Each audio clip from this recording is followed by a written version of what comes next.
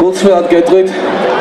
დღევანდელი კონცერტის გადადება მინდოდა, რადგან გუშინდელი შემზარავი კადრების შემდეგ ციხეებში წამობას გულისხმობ. სიმღერა კი არა, ლაპარაკი მიჭრის, გული დამეწოდა, განადგურებული დავდივარ. აგეო, ძალები მოვიკრიბე და გადავწყვიტე, რომ ჩვენ ყველამ ერთად ჩვენი ერთად გომით უნდა გამოუხატოთ თანაგრძნობა იმ ბიჭებს და მათ ოჯახებს და გამოუხატოთ პროტესტი, ძალადობის და ძალების წინააღმდეგ.